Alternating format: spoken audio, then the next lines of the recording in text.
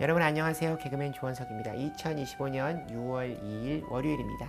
오늘은 2020년 1월 4일 토요일에 제가 썼던 일기를 여러분께 읽어드리도록 하겠습니다. 2020년 1월 4일 토요일, 요 며칠 나는 커피를 전혀 마시지 않고 운동을 열심히 하고 있다. 운동을 하니 노래 연습을 하는데 도움이 된다. 좋은 소리를 내는 것과 운동을 해서 몸을 단련하는 것이 하나라는 것이 참 신기하다. 커피를 마시지 않는 생활에 몸이 점점 적응해 가고 있다. 수면의 질이 더 좋아진 것 같은데 그게 커피 때문인지 운동 때문인지 정확히 알 수 없다. 예전엔 순간적인 힘을 내고 싶고 반짝 정신을 차리고 싶을 때만 커피를 마셨는데 이제는 그런 상황이면 유튜브로 신나는 찬양을 듣는다. 모든 일들을 하나님 안에서 답을 찾아가고 있는 것이다. 술을 비롯한 인생의 모든 일들을 다듬고 다듬어 세상에서 영향력 있는 그리스도인이 될 것이다. 준비하고 있는 유튜브 채널과 내 노래 됐다 그래가 잘 돼서 연예인으로서 하나님께 영광 돌릴 수 있기를 바란다. 오늘은 송구 영신 특별 새벽 기도의 마지막 날이다. 오늘 조건의 목사님께서 주신 하나님의 말씀은 하나님 나라의 8대 핵심가치 8번째, 의를 위하여 박해를 받음. 마태복음 5장 10절부터 12절 말씀이다. 어제 조건의 목사님께서 편찮으시다는 소식을 듣고 걱정하며 기도를 드렸는데 오늘 새벽 기도에서 뵐 수 있어서 너무 감사했다. 오늘도 자기 전 목사님을 위해 기도 드려야지. 10절 말씀, 의를 위하여 박해를 받는 자는 복이 있나니 천국이 그들의 것임이라. 오늘의 말씀 속에서 두 가지 의문을 가지게 된다. 첫 번째, 왜? 의롭게 사는 사람이 박해를 받는가? 이것은 공평하지 못하고 부조리한 일이다. 두 번째, 핍박을 받는 자가 어떻게 복이 될 수 있느냐이다. 첫 번째 이유는 흑인이 사는 동네에 백인이 처음 나타나자 귀신이라며 돌로 쳤다는 이야기가 있다. 까마귀 나는 곳에 백로야 가지 마라 하는 말처럼 빛이 있으면 어두운 가운데 추한 것들이 다 드러나기 때문이다. 올바른 자를 통하여 악인들은 자신들의 비리가 드러나는 것처럼 느껴지고 자기들을 책망하고 있다고 느끼기 때문에 의인들은 박해를 받는다. 성경적인 맥락에서 가인이 아벨을 왜 쳐 죽였나? 창세기 4장 말씀에서 하나님께서 동생 아벨의 재물은 연락하시고 가인은 자기의 재물을 연락하지 않으셨다 기록하고 있지만 신약 성경에 와서 사도 요한은 그 이유를 이렇게 말해주고 있다. 요한일서 3장 12절 말씀, 가인같이 하지 말라. 그는 악한 자에게 속하여 그 아우를 죽였으니 어떤 이유로 죽였느냐? 자기의 행위는 악하고 그의 아우의 행위는 의로움이라. 동생이 있으므로 가인 자신의 악이 상대적으로 드러나므로 결국은 살인을 저질렀다는 것이다. 요셉과 다니엘도 그런 고통을 당한 이유가 같은 맥락이다. 예수님 당시 바리새인, 서기관들 같은 종교 지도자들에 의해서 예수님께서 비난을 받고 끝내 십자가에 못 박혀 돌아가시게 된 이유는 무엇인가? 그 이유는 주님의 의로움 앞에서 종교 지도자들의 불의와 비리가 계속해서 드러났기 때문이다. 요한복음 1장 말씀을 보면 빛 대신 예수님이 세상에 오셨을 때 환영하고 영접한 것이 아니라 배척했다고 기록하고 있다. 그리고 종교 지도자들이 예수님을 배척한 이유를 사도 요한은 요한복음 3장 20절 말씀에서 이렇게 말씀하고 있다. 악을 행하는 자마다 빛을 미워하여 빛으로 오지 아니하나니 이는 그 행위가 드러날까 함이요. 죄 많은 세상에 의인은 멸시받고 핍박받을 수밖에 없다. 반면 죄인은 죄인을 반가워한다. 예를 들어 예배에 5분 늦은 사람이 미안한 마음으로 들어오면 뒤에 5분 늦게 들어오는 사람이 있으면 먼저 들어온 5분 늦게 들어온 사람은 안도의 한숨을 쉰다. 그러다 5분 더 뒤에 중직자가 한 분 들어오면 처음 5분을 지각한 사람은 의인처럼 여겨지는 경우가 있다. 사도 바울은 디모데후서 3장 12절 말씀에서 이렇게 말한다. 무릇 그리스도 예수 안에서 경건하게 살고자 하는 자는 박해를 받으리라. 어느 날 한 주인이 자기의 종을 불러 난 예수를 믿지 않는데 난 이렇게 편하게 사는데 넌 예수를 믿으면서 왜 이렇게 힘들게 사냐라고 말하니 종이 이 말을 듣고 자기도 질문이 하나 있다며 주인에게 물었다.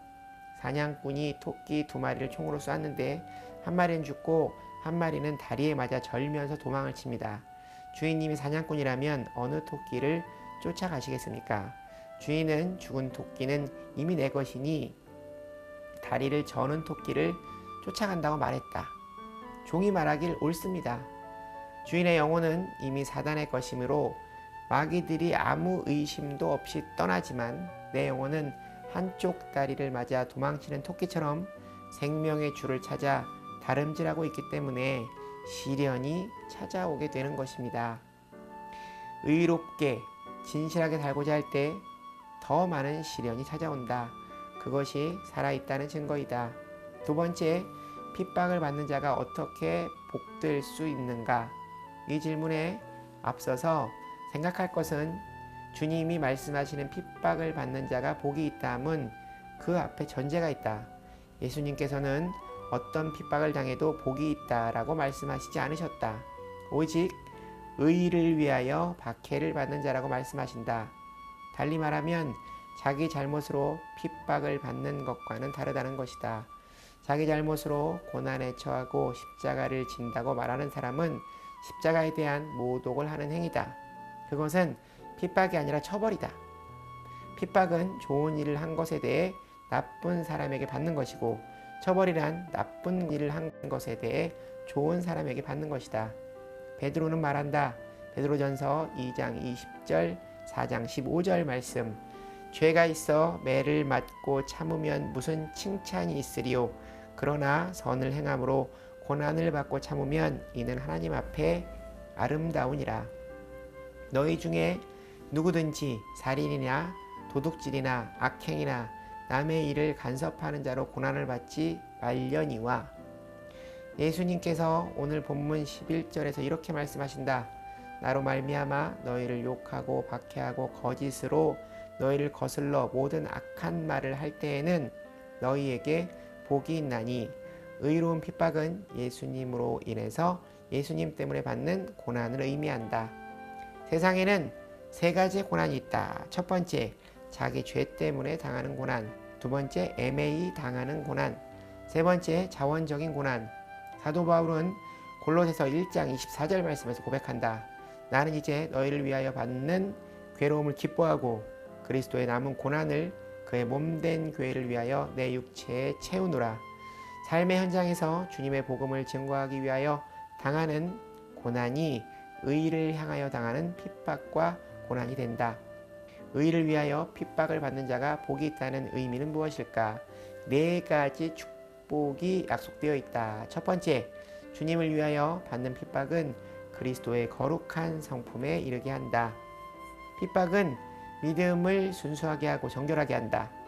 고난의 용광로 속에 들어가야 자존심과 혈기가 녹아지고 욕망의 찌꺼기가 타버리고 어리석음이 걸러진다. 서양 속담에 흐르는 시냇물에서 돌을 치우면 시내는 노래를 잃어버린다는 말이 있다. 의로운 고난을 당한 욥은 이렇게 고백한다. 욥기 23장 10절 말씀. 그러나 내가 가는 길을 그가 아시나니 그가 나를 단련하신 후에는 내가 순금같이 되어 나오리라. 연단의 불구덩이 속에서 우리 인격의 불순물이 제거되고 하나님이 기뻐하시는 거룩한 인격으로 전개하게 되는 것이다. 핍박은 개인뿐 아니라 공동체를 정화하기도 한다. 알곡과 가라지를 걸러낸다. 토마스 왓슨이라는 신학자는 이렇게 말했다. 가짜 성도는 예수님을 따라 기도하던 감람산까지 갈 수 있지만 진짜 성도는 십자가가 세워진 갈보리까지 갈 수 있다. 2번째, 핍박은 믿음을 더욱 단단하게 한다. 고난과 핍박을 받을 때 더욱 기도하고 말씀을 붙들게 된다. 우리의 믿음이 강하게 된다는 것은 어떤 환경에서도 마음의 평강을 잃어버리지 않고 어떤 형편에서도 자족함을 배운 사람이다. 요한일서 5장 4절 말씀. 무릇 하나님께로부터 난 자마다 세상을 이기느니라. 세상을 이기는 승리는 이것이니 우리의 믿음이니라. 초대교회 그리스도인들은 핍박을 받을수록 더 강해지고 더 순수해졌다. 세 번째, 하나님의 뜻을 더욱 효과적으로 이루는 길이 되기 때문이다. 예수님은 십자가의 가장 큰 고통을 받으셨지만 인류 구원의 구속의 열매를 맺으셨다. 사도행전 8장 말씀을 보면 스데반 집사님께서 순교당하신 뒤에 예루살렘으로부터 시작된 핍박이 온 사마리아 땅 끝으로 복음이 확산되어 나가는 계기가 된다. 훗날 사도 바울이 로마의 죄수의 몸으로 끌려가지만 그것은 도리어 로마의 복음을 전하는 계기가 된다. 빌립보서 1장 12절 말씀, 형제들아 내가 당한 일이 도리어 복음 전파의 진전이 된 줄을 너희가 알기를 원하노라. 핍박은 복음을 효과적으로 증거하는 길이 된다. 네 번째, 예수 그리스도의 고난에 동참함으로 그와 함께 영광을 받게 되기 때문이다. 사도 바울은 말씀하신다. 로마서 8장 17절 하반절 말씀, 우리가 그와 함께 영광을 받기 위하여 고난도 함께 받아야 할 것이니라. 십자가 없이는 면류관도 없다는 말씀이다. 사도 베드로도 고백한다. 베드로전서 4장 14절 말씀, 너희가 그리스도의 이름으로 치욕을 당하면 복이 있는 자로다. 영광의 영 곧 하나님의 영이 너희 위에 계심이라. 6.25 사변 때 한 교회에 공산당이 와서 목사님을 잡아갔다. 교인들은 공산당의 핍박을 피해 산속 동굴로 들어가 십자가를 세우고 장로님의 인도로 예배를 드리게 된다. 그러던 어느 날 주일, 인민군들이 동굴로 들어와 십자가를 땅에 팽개치고 십자가에 침을 뱉고 밟고 지나가면 살려주겠다고 말한다. 몇 사람이 침을 뱉고 지나가고 장로님 차례가 되자 장로님은 십자가를 붙들고 십자가를 닦으며 나는 주님의 십자가의 사랑으로 구원받고 영생을 얻게 되었는데 이제 와서 내가 살겠다고 십자가를 버릴 수 없습니다 라고 말한다. 공산당은 장로님을 발로 차고 옆으로 밀쳐냈다. 이후 사람들은 십자가를 밟고 침을 뱉고 지나갔다.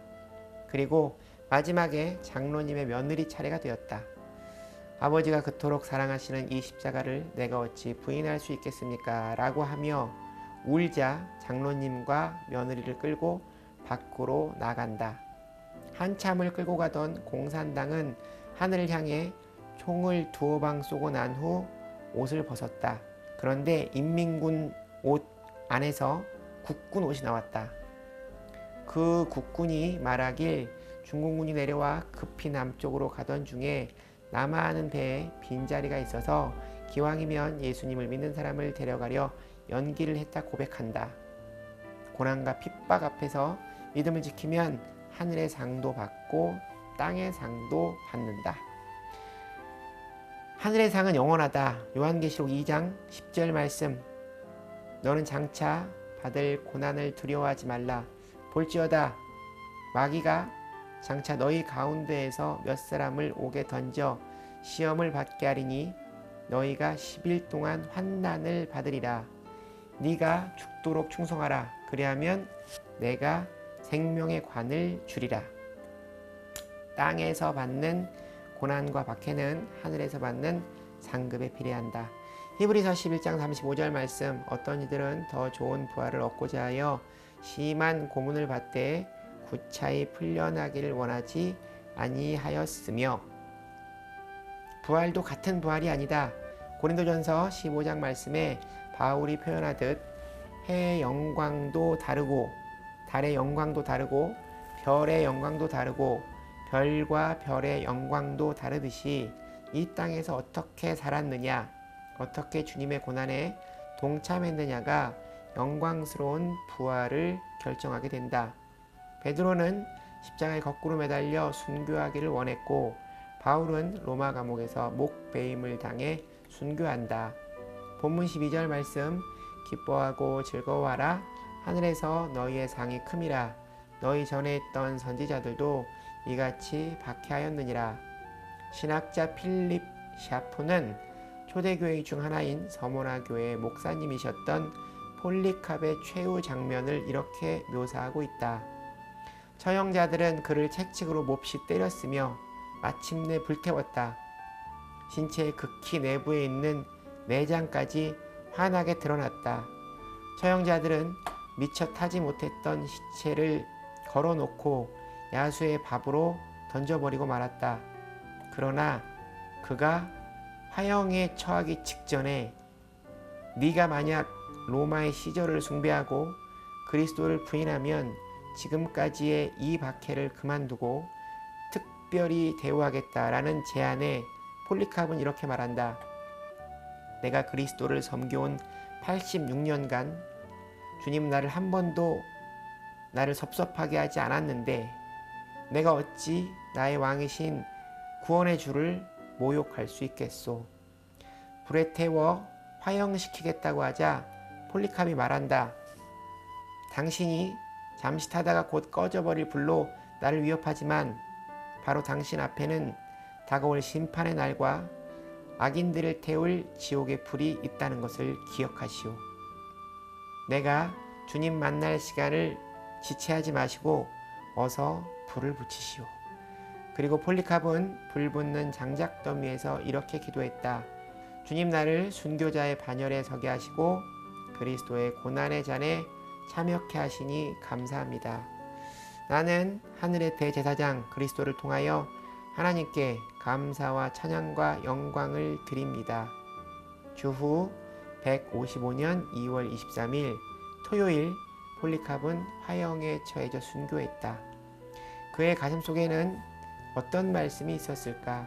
로마서 8장 18절 말씀 생각하건대 현재의 고난은 장차 우리에게 나타날 영광과 비교할 수 없도다. 주님을 위해 그리스도의 남은 고난을 내 육체의 체험으로 천국을 소유하고 하늘의 상급을 받는 신앙인들이 되어야 한다. 내일 주일 예배를 전심으로 다해 주님께 드려야겠다.